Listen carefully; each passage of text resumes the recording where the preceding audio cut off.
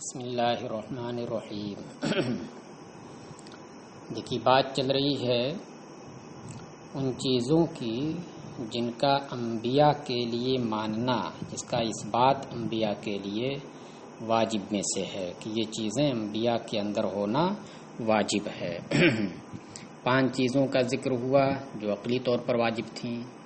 اب کچھ اور چیزوں کا ذکر ہو رہا ہے جو شرعی طور پر اور عادی طور پر واجب ہیں۔ وَمِنْهُ الذُّكُورَةُ، اور انہی باتوں میں سے مذکر ہونا بھی ہے۔ دلیل اس کی کیا شرعی؟ اللہ تبارک و تعالی نے فرمایا وَمَا أَرْسَلْنَا مِنْ قَبْلِكَ إِلَّا رِجَالًا، کہ ہم نے اے محبوب تم سے پہلے مردوں ہی کو رسول بنا کر بھیجا ہے، نہیں بھیجا مگر مردوں ہی کو۔ آگے آیت ہے الا رجالا نوحی الیہم، کہ جن کی جانب ہم وحی کرتے رہے ہیں۔ دیکھیے اس میں بات کس کی ہے کہ جس کو ہم نے نبی اور رسول بنا کر کے بھیجا ہے وہ کون رہے ہیں؟ وہ مرد ہی رہے ہیں، جس سے ثابت ہوا کہ مذکر ہونا بھی ضروری ہے انبیاء کے لیے۔ خلافاً للظاہریت، برخلاف ظاہریہ کے۔ ظاہریہ وہ جو نصوص کے ظاہر کو دیکھ کر کے اس پر حکم لگاتے ہیں۔ حیث قالوا بنبوت مریم، کیونکہ ان لوگوں نے حضرت مریم کی نبوت کا قول کیا ہے۔ مریم جو حضرت عیسیٰ علیہ السلام کی والدہ ہیں ان کی نبوت کا قول کیا ہے، تو یہ تو مرد ہوئی نہیں۔ دلیل کیا دیتے ہیں؟ متمسکین بقولہ تعالی وارسلنا الیہا روحنا ویا مریم ان اللہ اصطفاک الآیتین، ان 2 آیتوں سے استدلال کرتے ہوئے اللہ تعالیٰ کے قول وارسلنا الیہا روحنا، اللہ فرما رہا کہ ہم نے اپنی روح ان کی جانب یعنی مریم کی جانب بھیجی، اور روح سے مراد حضرت روح القدس جبرائیل علیہ السلام ہیں۔ تو اس سے استدلال کرتے ہیں وہ کہ دیکھیے اس میں اللہ نے حضرت جبرائیل علیہ السلام کو بھیجا ان کے پاس ہے، اور جبرائیل علیہ السلام کو بھیجنا یہ انبیاء کی طرف ہوتا ہے، تو وہ نبی ہوئی۔ اچھا، اسی طریقے سے دوسری آیت جو سورہ آل عمران کی ہے، یا مریم ان اللہ اصطفاکی، یہ آیت کا سیاق و سباق ہے اس طرح وَإِذْ قَالَتِ الْمَلَائِكَةُ يَا مَرْيَمُ إِنَّ اللَّهَ اصْطَفَاكِ وَطَهَّرَكِ وَاصْطَفَاكِ عَلَى نِسَاءِ الْعَالَمِينَ۔ یاد کرو جب فرشتوں نے مریم سے کہا کہ اے مریم، بے شک اللہ نے تمہیں چن لیا ہے، تمہیں صاف ستھرا بنایا ہے، اور زمانے کی تمام عورتوں کے اوپر تمہیں چن لیا ہے۔ تو دیکھیے اس سے بھی استدلال کرتے ہیں کہ فرشتوں نے کیا کہا کہ اللہ نے تمہیں چن لیا ہے، تو اس سے بھی استدلال کرتے ہیں کہ دیکھیے چننے کی بات اس میں کی گئی ہے، تمام عورتوں کے اوپر فضیلت دینے کی بات، چننے کی بات کہی گئی ہے، تو اس سے ثابت ہوتا ہے کہ مریم نبی ہیں، کہ ظاہر کے اوپر انہوں نے عمل کیا۔ تو اب دیکھیے وَأُعْجِبَ عَنْهُ بِأَنَّهُ لَيْسَ وَحْيًا بِشَرْعٍ، اور اس کا جواب دیا گیا ظاہریہ کے قول کا کہ یہ وحی شرع نہیں ہے۔ کیا ہے؟ وحی شرع نہیں ہے۔ ہاں یہ ضرور ہے کہ اس کے اندر حضرت مریم کی فضیلت ہے، اس سے انکار نہیں ہے، لیکن ہر فضیلت نبوت ہی ہو جائے، ہر فضیلت نبوت کو مستلزم ہو جائے، یہ ضروری نہیں ہے۔ اس لیے آیت کریمہ کے اندر جو آیا ہے وارسلنا الیہا روحنا، تو یہ جو حضرت جبرائیل کو بھیجا تھا ان کے پاس، ان سے گفتگو بھی کی، تو وہ شریعت کے لیے شریعت لے کر کے ان کے پاس نہیں گئے تھے، وہی شرع نہیں تھی وہ، بلکہ وہ تو آگے آ ہی رہا ہے کیا لِأَهَبَ لَكِ غُلَامًا زَكِيًّا، پوری آیت وارسلنا الیہا روحنا فتمثل لہا بشرا سویا، کہ وہ ایک تندرست انسان کی شکل میں ان کے سامنے ظاہر ہوئی ہے۔ قالت انی اعوذ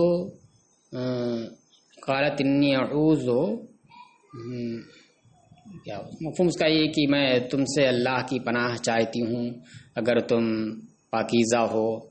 تو انہوں نے جواب دیا کہ میں رب نے مجھے اس لیے بھیجا ہے لِأَهَبَ لَكِ غُلَامًا زَكِيًّا، تاکہ میں پاکیزہ بچہ تمہیں عطا کروں.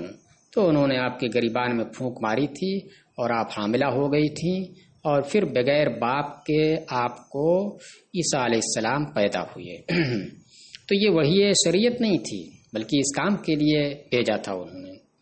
تو اس سے استدلال درست نہیں ہے. کہہ رہے جواب اس کا دیا گیا کہ یہ وحی شرع نہیں تھی. اذ لا دلالت علیہ فی الآیات المذکورہ، اس لیے کہ مذکورہ آیتوں میں وحی شریعت کے اوپر کوئی دلیل نہیں ہے. جو چننے کی بات ہے تو اس میں بھی وحی کی بات نہیں، وحی شریعت ہو. بس اس میں تو یہ بتایا گیا کہ اللہ نے آپ کو چن لیا ہے، یعنی آپ کو برگزیدہ بنا لیا ہے، اور یہ اللہ اپنے تمام نیک بندوں کو برگزیدہ بنا لیتا ہے، یہ نبی کے لیے خاص نہیں ہے. استفاء قلم. چلیے والامام الرازی، یہ جواب ہو گیا ان کا. والامام الرازی والقاضی البیضاوی نقلا الاجماع علی عدم نبوتها، اور امام فخر الدین رازی اور امام قاضی بیضاوی نے ان کی عدم نبوت کے اوپر اجماع نقل کیا ہے. ان کی عدم نبوت کے اوپر کہ یہ نبی نہیں ہے، اس بات پر علماء کا اجماع نقل کیا ہے. لیکن سوال ہوتا ہے کہ اجماع کیسے ہوگا جبکہ ظاہریہ نبوت کے قائل ہیں. تو کہہ رہے ہیں ولم یبالیا بشذوذ المخالف، اور مخالف کے متفرد ہونے کی کوئی پرواہ نہیں کی. اگر جیسے ظاہریہ نے مخالفت کی تو ان کے الگ تھلگ ہونے کی کوئی پرواہ نہیں کی، بلکہ کیا کہا کہ اجماع ان کے اوپر ہے، اور انہوں نے جو مخالفت کی اس کی کوئی دلیل نہیں پختہ ہے، لہذا ان کی کوئی پرواہ نہیں کی اور کہا کہ اس پر علماء کا اجماع ہے. وقالوا بنبوت ام موسیٰ ایضا، قالو کا فاعل کون؟ ظاہریہ. اور ظاہریہ نے موسیٰ علیہ السلام کی والدہ یوحانز کی بھی نبوت کا قول کیا ہے. دلیل کیا ہے؟ تو ان کے لیے بھی چونکہ آیا ہے کہ جب موسیٰ علیہ السلام پیدا ہوئے اور پھر ان کو جو ہے دریا میں ڈالنے کی بات آئی، تو اس کے لیے جو اللہ نے ذکر کیا وہ یہ ہے وَأَوْحَيْنَا إِلَىٰ أُمِّ مُوسَىٰ أَنْ أَرْضِعِيهِ، ہم نے موسیٰ کی والدہ کی جانب وحی کی کہ تم اسے دودھ پلاتی رہو. پھر آگے ذکر ہے کہ جب تمہیں خوف ہو، اندیشہ ہو، تو پھر انہیں جو ہے دریا میں ڈال دینا، اور غم کرنے کی ضرورت نہیں، ہم انہیں واپس لے آئیں گے. تو اب دیکھیے اس میں کیا ہے، موسیٰ علیہ السلام کی والدہ کی جانب وحی کی نسبت کی گئی ہے. تو اس سے استدلال کرتے ہیں، دیکھیے ان کی جانب بھی وحی آئی، لہذا وہ بھی وہ ہیں. تو اس کا بھی جواب وہی ہوگا کہ بھائی وہ وحی نبوت کی ہوتی ہے جو وحی شرع ہو، اور یہ وحی شرع نہیں ہے. یہ تو وحی کس کام کے لیے کی گئی؟ حضرت موسیٰ علیہ السلام کی حفاظت کے لیے کی گئی ہے. اچھا، وَبَعْضُهُمْ بِنُبُوَّةِ آسِيَةَ أَيْضًا وَبِنُبُوَّةِ سَارَةَ وَحَاجَرَ أَيْضًا، اور بعض ظاہریہ نے، یعنی تمام ظاہریہ نے تو قول کیا ہے موسیٰ علیہ السلام کی والدہ کی نبوت کا، لیکن آگے جو آ رہا ہے تو اس میں تمام ظاہریہ نہیں بلکہ بعض نے، اور بعض ظاہریہ نے حضرت آسیہ کی بھی نبوت کا قول کیا ہے. نیک خاتون تھیں، فرعون کی بیوی، تو ان کی بھی نبوت کا قول کیا ہے. اسی طریقے سے حضرت سارہ اور حضرت ہاجرہ جو حضرت ابراہیم علیہ السلام کی بیویاں ہیں، ان کی بھی نبوت کا قول کیا ہے. اس سے پہلے جو دو کا ذکر آیا، حضرت مریم اور حضرت موسیٰ علیہ السلام کی والدہ، تو ان کے اوپر تو دلیل کے نام پر لولی لنگڑی دلیل کچھ نہ کچھ پیش کی ہے، لیکن ان لوگوں کے نبوت کے اوپر تو شبہ دلیل بھی نہیں ہے، چہ جائے کی دلیل ہو تو یوں ہی رد ہو جائے گا. اچھا، وہ جس پر دلیل انہوں نے پیش کی ہے تو اس کا جواب کیا ہوگا؟ موسیٰ علیہ السلام کی والدہ والا والجواب الجواب، اور جواب اس کا بھی وہی ہے جو اوپر ہوا، پہلے والے کا ہوا جواب. والجواب الجواب، اس کا جواب وہ مذکورہ جواب ہے، یعنی جو آپ وحی کے ذریعے استدلال کر رہے ہیں ان کی نبوت کا، اس کا جواب یہ ہو گیا کہ وہ وحی نبوت کی ہوتی ہے جو وحی شریعت ہو، اور یہ وحی شرع نہیں ہے، کس میں احکام شرع حلال اور حرام چیزیں بیان کرنے کا ذکر نہیں ہے۔ چلیے، والاحتجاج بالوحی یبطل بقولہ، اور مطلق وحی سے اگر آپ احتجاج کرتے ہیں کہ دیکھیے وحی کا ذکر وحی ہونا کافی ہے، تو کہہ رہے والاحتجاج بالوحی، اور وحی سے استدلال کرنا یہ تو خود باطل ہو جاتا ہے اللہ تعالیٰ کے قول وَأَوْحَى رَبُّكَ إِلَى النَّحْلِ سے، کہ دیکھیے یہاں پر شہد کی مکھیوں کے لیے بھی وحی کا لفظ آیا ہے، تو کیا آپ شہد کی مکھیوں کو بھی نبی مانیں گے؟ بالکل نہیں مان سکتے ہیں۔ تو مطلق وحی کا ذکر اگر کسی کے ساتھ آ جائے تو اس سے یہ استدلال کرنا کہ یہ نبی ہیں، یہ وحی نبوت ہے، یہ کسی طرح درست نہیں ہے۔ اس لیے کہہ رہے ہیں کہ اور وحی سے استدلال کرنا یہ خود باطل ہو جاتا ہے اللہ کے قول وَأَوْحَى رَبُّكَ إِلَى النَّحْلِ سے، جس میں اس بات کا ذکر آیا ہے کہ اے محبوب تمہارے رب نے شہد کی مکھیوں کی جانب وحی کی کہ کیا ان اتخذی من الجبال بیوتا، کہ تم پہاڑوں سے اپنے گھر بناؤ، کہ فإنه ليس بوحی شرع، کیسے کو باطل ہو جاتا ہے؟ کیونکہ یہ وحی جو ہے یہ وحی شرع نہیں ہے، اس کے بارے میں تو آپ بھی نہیں کہہ سکتے کہ یہ وحی شرع ہے۔ چلیے، وَمِنْهُ النَّزَاهَةُ فِي الْاكْتِسَابِ، اور انہی میں سے کسب کے اندر پاکیزگی ہے،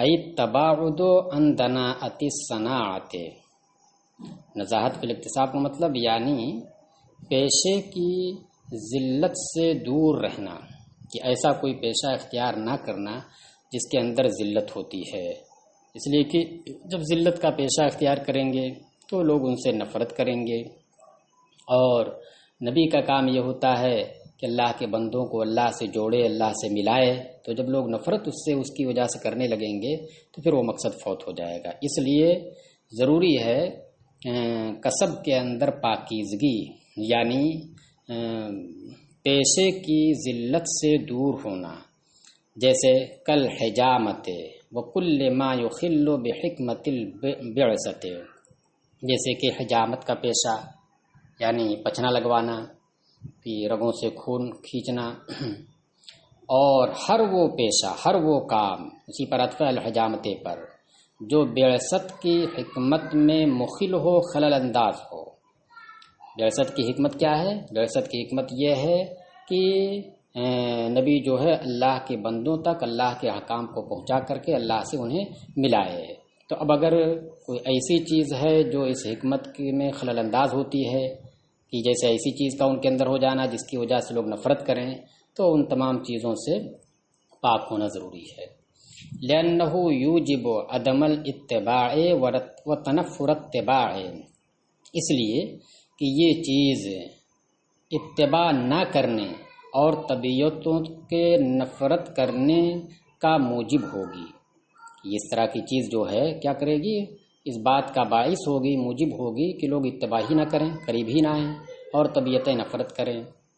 لأنه یوجب، اس لیے عدم الاتباع و تنفر اتباع، کیونکہ اس طرح کی چیز عدم اتباع اور طبیعتوں کے متنفر ہونے کا موجب ہوتی ہے۔ فتنزیہہم عن ذالک واجب، لہذا ان سب کا، انبیاء کا، اس سے پاک ہونا واجب ہے۔ والنبوۃ اشرف مناسب الخلق مقتضیۃ لغایۃ الاجلال اللائق بالمخلوق فیعتبر لها انتفاء ما ینافی ذالک، اور نبوت یہ مخلوق کا سب سے بلند مرتبہ ہے۔ نبوت یہ مخلوق کے مرتبوں میں سب سے اشرف، سب سے معزز اور بلند مرتبہ ہے۔ وہ ایسی انتہائی تعظیم کا مقتضی ہے جو مخلوق کے لائق ہو۔ مخلوق کے اللائق بالمخلوق لگا کے بتا دیا کہ مطلب اتنی زیادہ تعظیم نہ ہو کہ اللہ تک پہنچا دیجیے آپ، مخلوق کے جو لائق ہو۔ تو اتنا بلند مرتبہ ہے، سب سے بلند مرتبہ ہے یہ مخلوق کا، اور یہ مقتضی ہے، اس بات کے مقتضی ہے انتہائی تعظیم کا، انتہائی عظمت کا جو مخلوق کے لائق ہے۔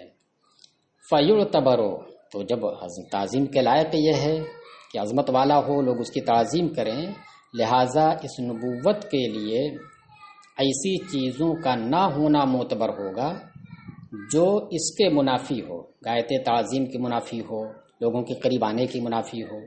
فیعتبر لہا، لہا میں اعظمیر کے مرجع نبوت ہے، فیعتبر لہا انتفاع ما ینافی ذالک، لہذا نبوت کے لیے ایسی چیز کے نہ ہونے کا اعتبار ہوگا جو اس کے منافی ہو اس تعظیم کے۔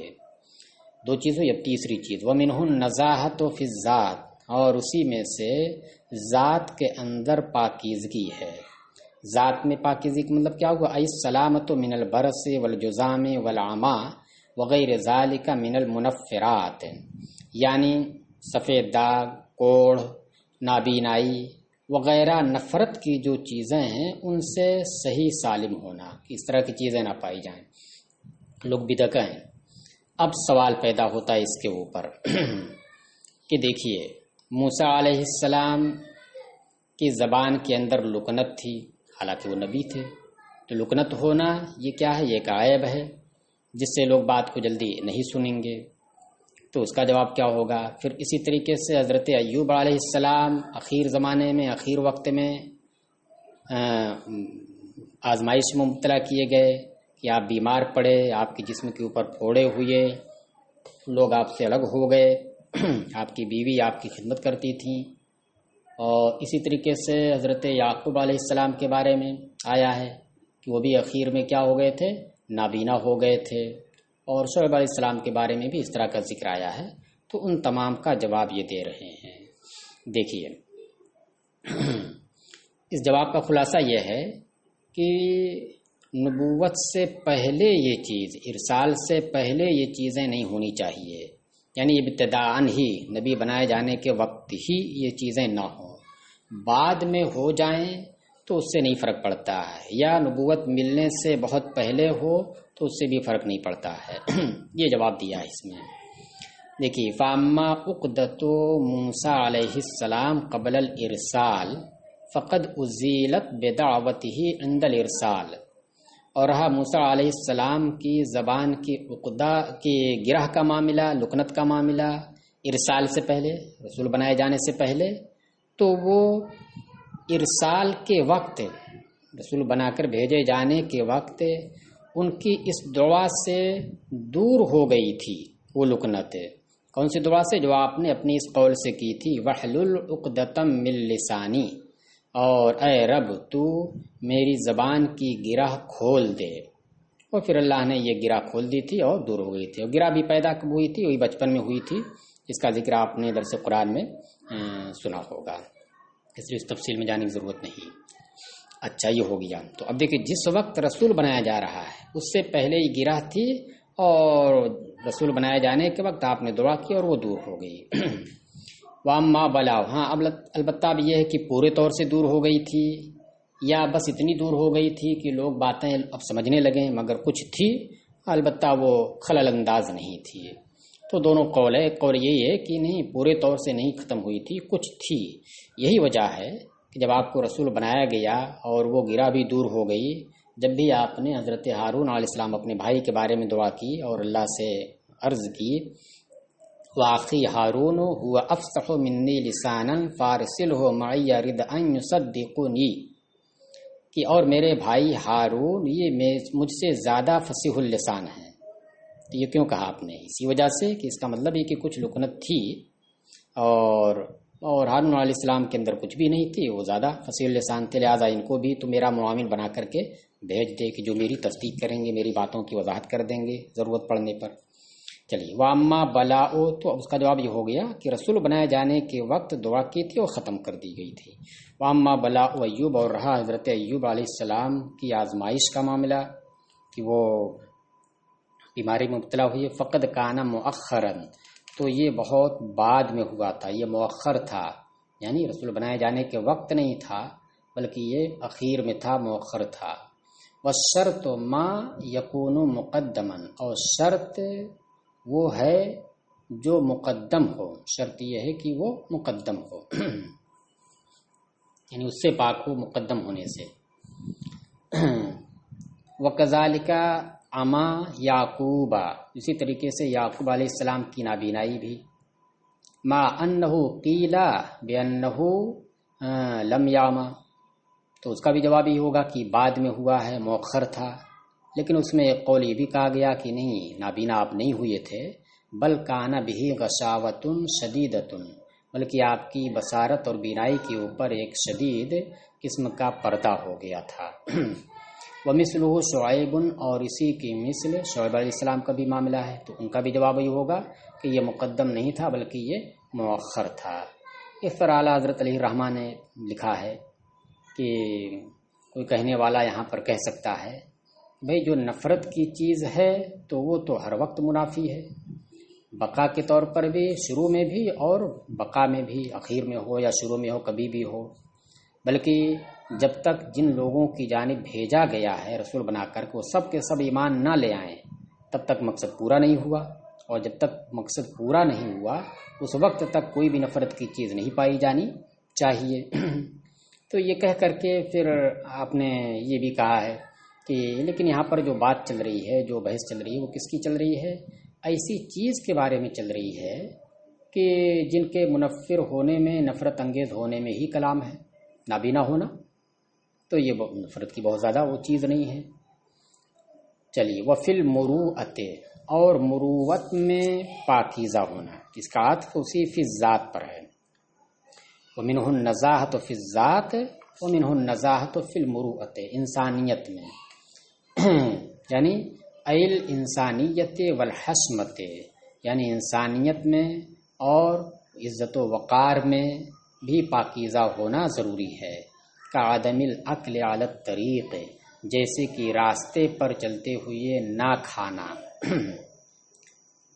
اور اس کے علاوہ بھی دیگر جو انسانیت کے خلاف ہوں تو ان سے بھی پاک ہونا ضروری ہے، کیونکہ اگر ان سے بھی پاک نہیں رہیں گے تو یہ بھی چیز کیا ہے، لوگوں کو دور کرے گی اور انگشت نمائی کا موقع دے گی۔